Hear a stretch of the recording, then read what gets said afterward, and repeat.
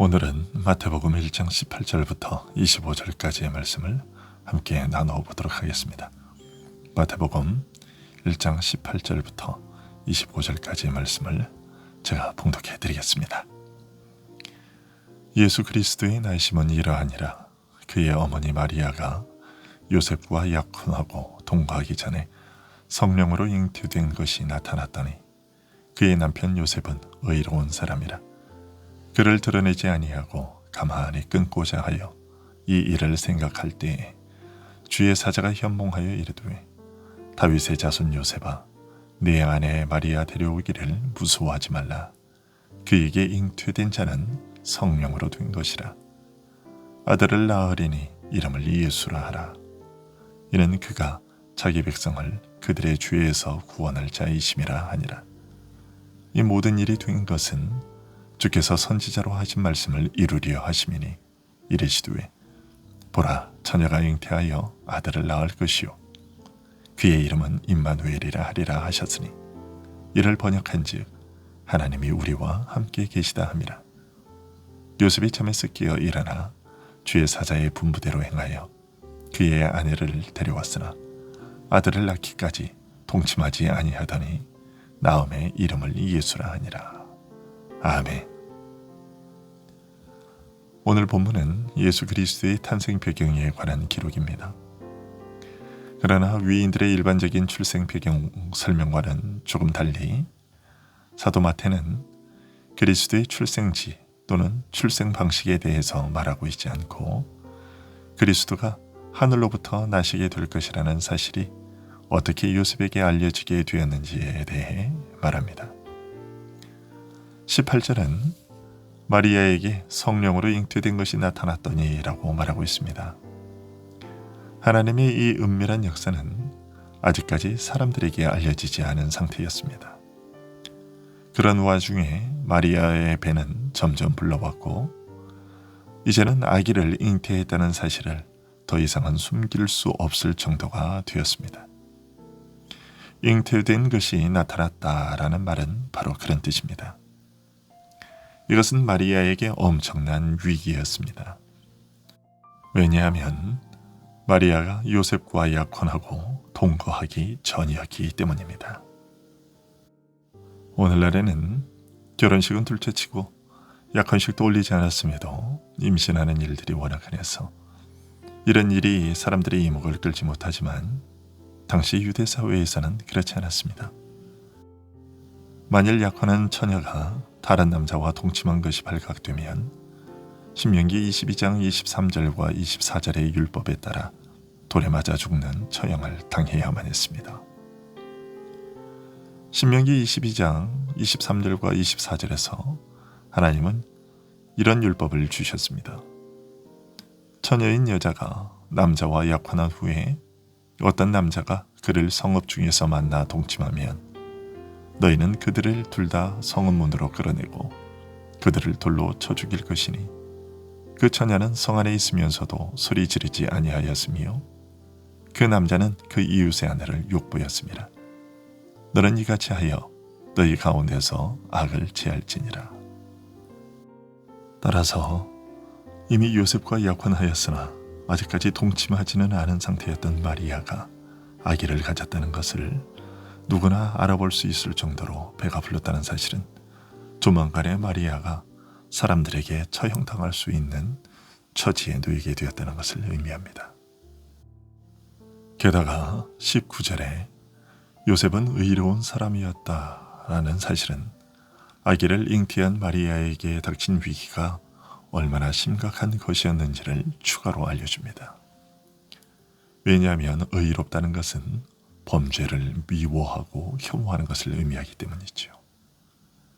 따라서 요셉의 평소의 성품대로라면 요셉은 자신의 약혼녀가 자기와 동침하지도 않았는데 아기를 잉태했다는 사실을 알게 되었을 때 마리아의 범죄를 관대하게 처리하지 않을 확률이 높았습니다. 만일 마리아의 부정을 그대로 묵인한다면 요셉은 다른 남자와 부정을 저지른 여인을 그대로 아내로 맞아들이는 수치를 감내해야 하는 상황이었던 것이죠. 범죄를 묵인하는 일은 선하고 존귀한 사람들이 혐오하는 일일 뿐만 아니라 하나님의 율법에 있어서도 파렴치한 짓으로 규정되고 있는 일이었기 때문에 요셉의 평소의 성품대로라면 결코 이 일을 좌시할 수 없었던 것이죠.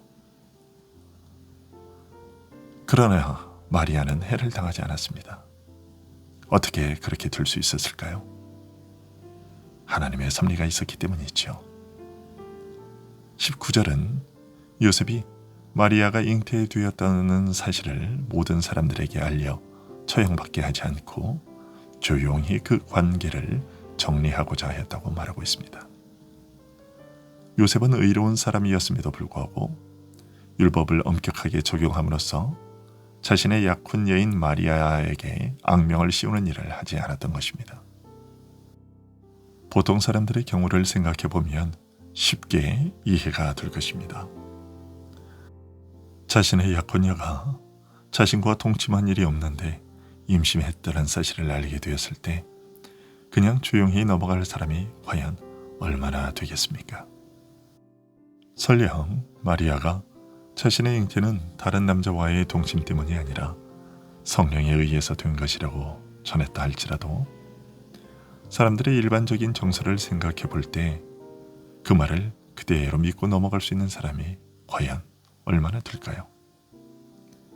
하나님을 믿는 유대인들이라 할지라도 어느 날 천사가 나타나서 잉태하게 될 것이라고 알려주었고 알려준 그대로 자신이 잉태하게 되었다는 말을 굳이 그대로 받아들일 수 있는 사람이 과연 얼마나 될까? 아마도 다른 남자와 부정을 저지르고서 거짓말을 한다고 생각하고서는 오히려 더 큰 분노로 사람들에게 부정을 저지른 여인이라고 알려 처형받도록 하지 않았을까요? 그런데 요셉은 그냥 조용히 끊고자 했던 것입니다. 의로운 사람이었는데도 불구하고 말입니다.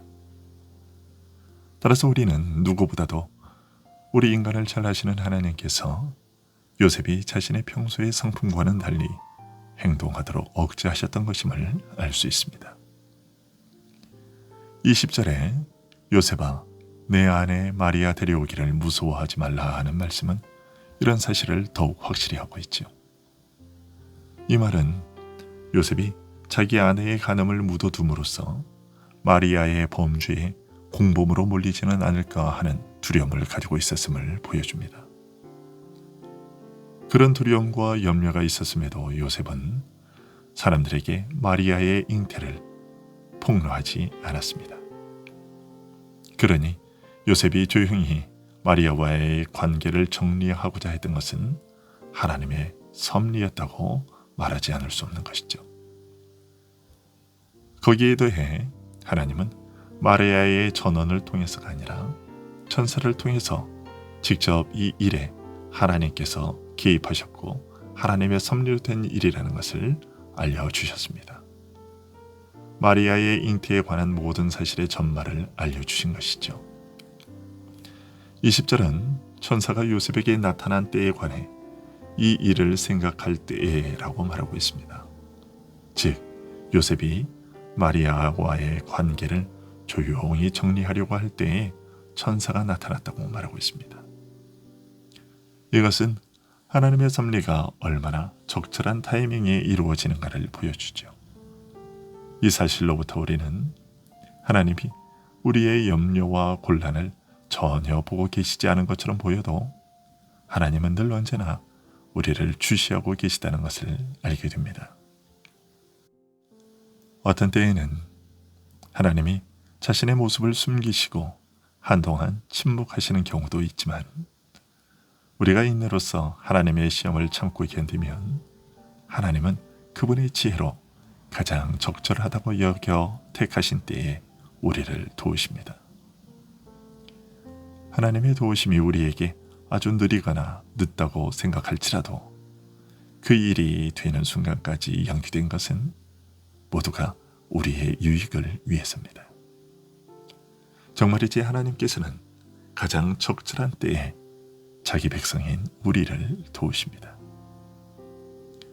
그리고 이처럼 우리를 도우실 때 그분의 언약을 언급하시면서 우리로 하여금 하나님의 그 신비한 도우심을 바라보게 하십니다.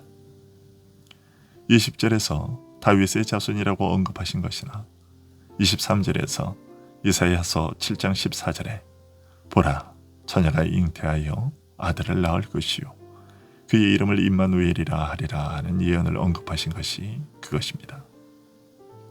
요셉은 다윗의 이름을 들었을 때 다윗의 나라를 영원히 견고하게 하시겠다고 하신 하나님의 놀라운 약속을 떠올리게 되었을 것이고, 이사야의 임마누엘이라는 말을 들었을 때 하나님의 구원의 약속을 떠올리게 되었을 것입니다. 기원전 586년에 성전이 무너지고 예루살렘 성이 멸망당할 때 유대인들은 하나님이 더 이상 자신들과 함께하지 않으신다고 여겼습니다.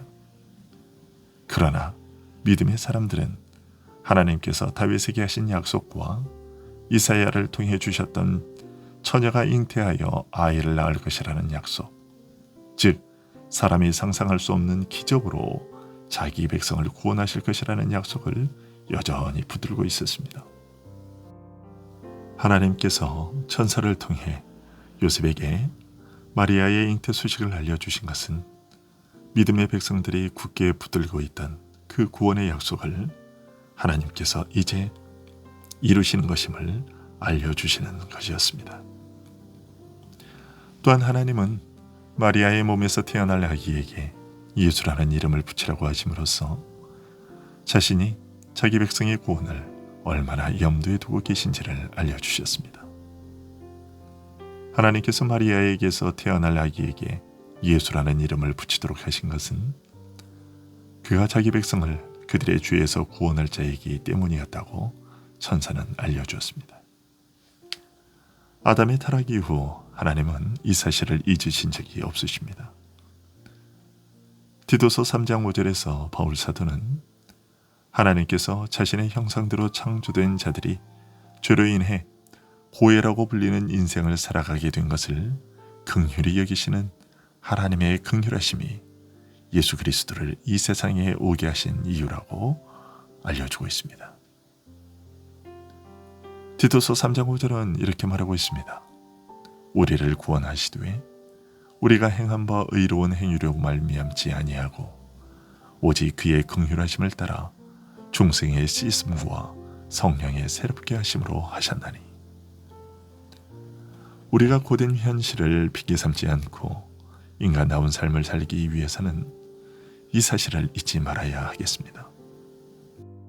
즉, 우리에게 어떤 공로나 능력이 있어서 하나님께서 예수 그리스도를 우리 가운데 나게 하신 것이 아니라 오직 하나님의 긍휼하심이 예수 그리스도를 인간의 몸을 입고 이 땅에 오게 하셨고 십자가에 못 박으시고 부활시키셔서 우리를 살리게 하신 것임을 잊지 말아야 한다는 얘기입니다.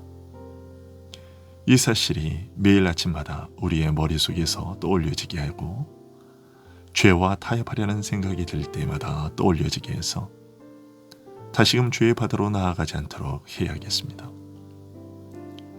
오늘도 사탄이 대장이 되어 진두지휘하는 죄악들과의 싸움을 벌여야 하는 성도 여러분, 우리가 어떻게 구원을 얻었는지를 잊지 마시고 하루 일과를 마칠 때마다 이 싸움에서 승리한 승전보를 울리는 우리들의 날들이 될 수 있기를 간절히 소원합니다. 기도하겠습니다.